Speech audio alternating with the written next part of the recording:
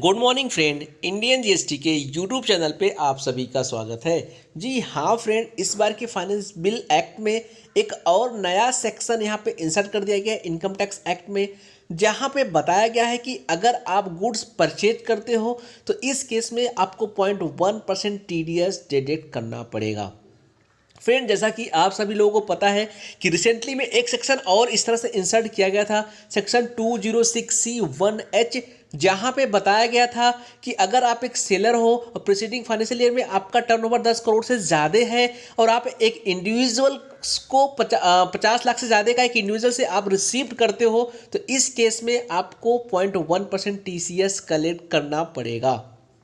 As it is दोस्तों, ये भी सेक्शन उसी तरह से बात कर रहा है। तो यहाँ पे बताया गया है कि अगर आप एक बायर हो और आपका प्रीसीडिंग फाइनेंशियल ईयर में 10 करोड़ से ज़्यादा का टर्नओवर है, आप एक पार्टिकुलर इंडिविजुअल को 50 लाख से ज़्यादा का पेमेंट करते हो तो इस केस में भी आपको 0.1% TDS डिडक्ट करना पड़ेगा। तो फ्रेंड, चलिए हम आपको रीड करके ये सेक्शन बताते हैं। चलिए यहाँ पे स्टार्ट करते हैं आज का अपना वीडियो। फ्रेंड, आप यहाँ पे देख सकते हो सेक्शन 194Q को यहाँ पे इंसर्ट कर दिया गया है। आप फाइनेंस बिल एक्ट में क्लॉज 48 में जाएंगे, फिर आपको यहाँ पे मिलेगा section 194Q। Any person being a buyer who is responsible for paying any sum to any resident for purchase of goods any goods of the value of aggregate of such value exceeding 50 lakh rupees in any previous year shall at the time of credit of such sum to the account of the seller या at the time of payment thereof। यहाँ पे बताया गया कि भैया अगर आप किसी फाइनेंशियल ईयर में, प्रीसीडिंग फाइनेंशियल या किसी फाइनेंशियल ईयर में अगर आप 50 लाख से ज़्यादा का गुड्स खरीदते हो और at the time of payment, और जब आप उसका पेमेंट करोगे तो इस केस में आपको 0.1% TDS डिडक्ट करना पड़ेगा। आप बोलोगे सर कि ये दोनों केस एकदम सेम नहीं है, पहले हम 50 लाख से ज़्यादा का कलेक्शन करते हैं तो TCS का पेमेंट करते हैं और यहाँ 50 लाख से ज़्यादा का अगर गुड्स परचेज करेंगे, पेमेंट करेंगे तो हमको TDS कलेक्ट करना पड़ेगा। तो फ्रेंड, यहाँ पे आप बिल्कुल सही समझ रहे हो, दोनों सेम ही है। अब हम अपने आपको नीचे पूरा रीड करके बताते हैं। अब फ्रेंड, यहाँ पे बताया गया है कि बायर का मतलब क्या है। For the purpose of this subsection, buyer means a person whose total sales, gross receipt or turnover from the business carried on by him exceed 10 crore rupees during the financial year immediately preceding the financial year in which purchase of goods is carried out।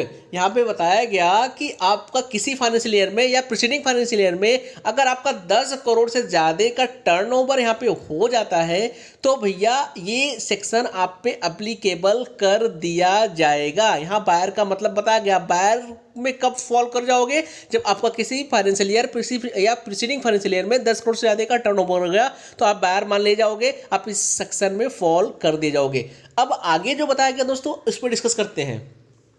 अब यहाँ पे बताया गया कि if any difficulties arises in giving effect to the provisions of this section the board may with the previous approval of the central government issue guidelines for the purpose of removing the difficulty. दोस्तों, यहाँ पे जब कोई भी नया section insert किया जाता है तो डेफिनेटली यहाँ पे टैक्स पेयर को बहुत सारे डाउट्स और कन्फ्यूज़न होते ही होते हैं, क्योंकि सारी चीज़ें क्लियर कट नहीं लिखी होती है या किसी वर्डिंग को लेकर के डेफिनेटली डाउट होता है। तो गवर्नमेंट ने यहाँ पे स्पेसिफाइड बोल दिया है कि पहले से ही बोल दिया कि भैया ये जो सेक्शन है ना, इससे रिलेटेड जो भी डाउट्स और कन्फ्यूजन होने वाले हैं, उससे जो भी डिफिकल्टीज होने वाली है, उसके लिए हम गाइडलाइंस डेफिनेटली क्या करेंगे, गाइडलाइंस आप लोग के सामने यहाँ पे गाइडलाइंस लेकर के आ जाएंगे। यहाँ पे आपका जो क्वेश्चंस है, जो आपका डाउट्स है, उसे डेफिनेटली क्लैरिफाई किया जाएगा।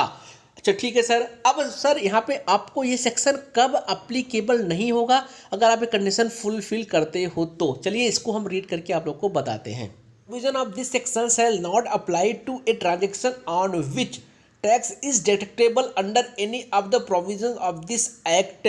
फिर यहाँ पे बोला गया प्रोविजन कब अप्लीकेबल नहीं होगा, अगर आप ऑलरेडी किसी ओल्ड सेक्शन में टैक्स डिडक्ट कर रहे हो, TDS डिडक्ट कर रहे हो इस तरह के ट्रांजेक्शन पे, तो इस केस में ये सेक्शन आप पे अप्लीकेबल नहीं किया जाएगा। आप बोलोगे सर समझ में नहीं आया। भैया, अगर आप मान लो कोई ओल्ड सेक्शन इनकम टैक्स में दिया है जहां पे आपको बोल रहा था कि आपको बोला जा रहा था कि आपको TDS काटना है और आप किसी ओल्ड सेक्शन में ऑलरेडी TDS काट रहे हो, तो इस केस में आपको दोबारा फिर TDS नहीं काटना है इस सेक्शन में, इसलिए बोला कि इस केस में ये सेक्शन आप पे अप्लीकेबल नहीं होगा। क्योंकि आप ऑलरेडी किसी और सेक्शन में टीडीएस काट रहे हो। ठीक है सर, यहाँ पे आपको समझ में आ गया होगा। नेक्स्ट दोस्तों जो दूसरा दिया है ये समझना बहुत ही जरूरी है। यहाँ पे बोला गया है tax is collectable under this provisions of section 206C other than a transaction to which sub section 1H of section 206C applies. भैया यहाँ पे बोला गया कि अगर आप 206C का जो सेक्शन दिया है जहाँ पे बताया गया कि आपको टीसीएस कब कब कलेक्ट करना है, दोस्तों जब 206C आप रीड करोगे वहाँ पे बहुत सारे सब सेक्शन दिए गए हैं। तो इन्होंने बोला कि उसमें जो सब सेक्शन 1H दिया गया है ना वहाँ पे ये सेक्शन अप्लीकेबल होगा। 1H में मतलब 1H किसकी बात करता है, वही टीसीएस की। अगर आप 50 लाख ज़्यादा का कलेक्शन कर रहे हो तो आपको 0.1% टीसीएस काटना है। 1H में यही बातें लिखी गई है। तो इस केस में ये सेक्शन आप पे अप्लीकेबल होगा। लेकिन इसके अलावा और जितने भी सब सेक्शन दिए हैं 206C में, उस केस में आप पे ये टीसीएस ये आप सेक्शन आप पे अप्लीकेबल नहीं किया जाएगा। दोस्तों आपको मन में फिर से डाउट होगा, फिर से मैं आपको कंफर्म करता हूँ। आपको समझ में नहीं आया? इसका कहने का मतलब है कि 206C जो सेक्शन है जहाँ पे बहुत सारे सब सेक्शन दिए हुए हैं, उसमें से जो सब सेक्शन 1H है ना, 1H में अगर आप फॉल कर रहे हो, आप टीसीएस कलेक्ट कर रहे हो सामने वाले पार्टी से, तो आपको टीडीएस भी कलेक्ट करना पड़ेगा। लेकिन 1H के अलावा जो और सब सेक्शन दिए हैं, अगर उसमें आप टीसीएस कलेक्ट कर रहे हो तो उस समय ये सेक्शन आप पे एप्लीकेबल नहीं होगा। फिर आप बोलोगे सर इसका मतलब ये हो गया कि अगर हम किसी एक इंडिविजुअल को 50 लाख से ज़्यादा का सेल करते हैं और 50 लाख का रिसीव करते हैं तो इस केस में 0.1% मुझे टीसीएस कलेक्ट करना पड़ेगा। हाँ, आपने बिल्कुल सही समझा। फिर अगर वो जब हमको 50 लाख का पेमेंट करेगा तो वो टीडीएस 1% काट लेगा, 0.1% काट लेगा, ये भी सही है। मतलब एक ही ट्रांजेक्शन पे हम टीसीएस कलेक्ट करेंगे एज ए सेलर, वो एज ए परचेजर जब पेमेंट करेगा तो 0.1% टीडीएस डिडक्ट करेगा। तो फ्रेंड बिल्कुल सही समझ रहे हो आप, ऐसा ही किया जा रहा है यहाँ पर। इस सेक्शन में अभी तक यही बताया गया है कि अगर आप 50 लाख से ज़्यादा का आपने क्या कर लिया, परचेज कर लिया और पेमेंट करोगे तो आपको 0.1% टीडीएस काटना है। ये दोस्तों हम आप लोगों को बता दें, कहीं ना कहीं इसका जो पॉइंट निकल के आ रहा है ना, ये जीएसटी पॉइंट ऑफ व्यू से ये चीज़ें की गई है जो फ्यूचर में आप लोगों को देखने को मिल सकता है।